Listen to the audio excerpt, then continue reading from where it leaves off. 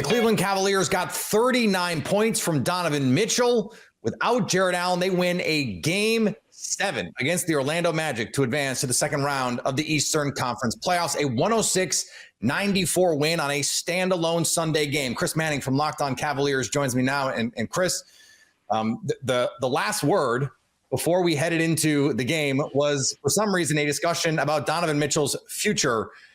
Right now, Donovan Mitchell is the key to this Cavaliers team. What did you see in Game 7?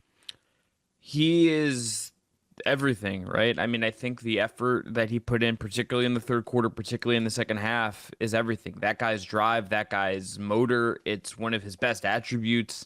The Cavs also picked up the tempo in getting Orlando caught in these moments of transition where even if they weren't technically scoring a ton on the fast break, they were getting Orlando before they got set, and it changed the complexion of the game. Mitchell drove it. It unlocked, they got enough some stuff from Strus in the third as well to get back in that game and get ahead in that game. But it started with Mitchell. It was finished by Mitchell. He was the driver of everything that actually worked for the Cavs in Game 7 and in that series. I know there's been some discourse around Evan Mobley, and the defensive stuff has been incredible for him basically from the jump since he came into the league. But there was an assumption, and I'll certainly admit, I assumed he would be further along in his offensive development at this point. How much more do they need from him offensively if they want to be a real factor in the second round and potentially beyond? I think they will need a lot more than just Mobley's offense, is what I would say. I think they're swimming upstream is maybe too light of a word. I think there's a lot that's going to need to go right. It's deep water. It's deep water. It's a lot of rapids, it's tough. But they'll need more. I mean, he looks uncomfortable on offense. He's an amazing defender. And Peter, the question I've wondered, and I'm asking myself with him and a lot this year, has been, did they make a mistake in keeping the training goals on him? Him and Jared Allen has been awesome defensively. There's no denying it that their season together at Mobley's rookie year was awesome. And I think that was a good way to get Mobley in the league.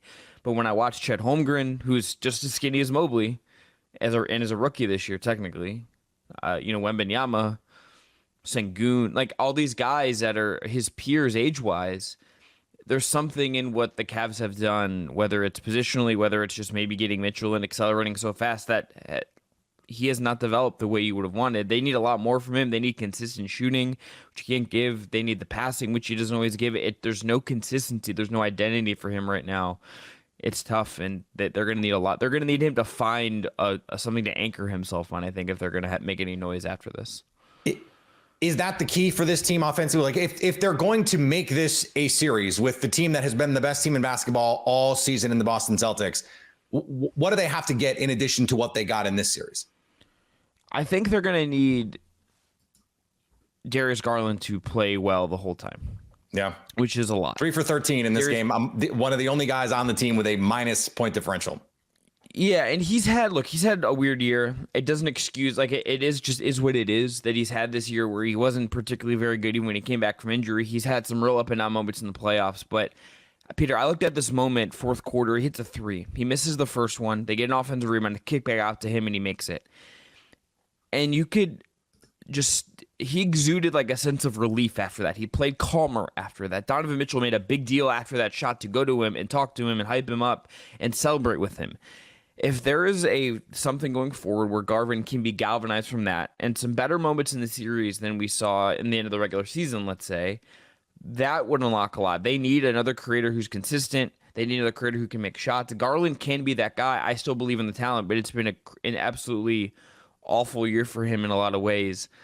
If that is the way to step forward, and that's the sign of at least a little bit more, that would make a big deal, particularly against a Boston team that is loaded with amazing defensive guards and a great defensive infrastructure on top of that. They say that a series can often come down to which team has the best player. Who is the best player in the series? I guess this comes down to, can Donovan Mitchell be that in this series against Jason Tatum, against Jaylen Brown, against, we've seen Drew Holiday have some huge moments in the postseason. Can Donovan Mitchell be that guy? I think there's a way, Peter, that he could be, in the sense that I could see him being the most control guy in close games. That's obviously a bugaboo of Boston at times, that Tatum has not always been the guy who delivers there. The question, I think, is, can the Cavs even get to those close games? Can they get to a point and do enough to create the opportunities for Mitchell? I mean, yes, they won Game 7. That's all well and good. Game 6 is still stuck in my head. where Mitchell did everything, and no one. The last point that someone not Mitchell scored for Cleveland in Game 6, a closeout game against a Magic team in the playoffs for the first time, was with 2:30 to go in the third quarter. That is. It's not great. Come that against Orlando. You could win the series against Orlando because they're young, because they're also kind of flawed offensively.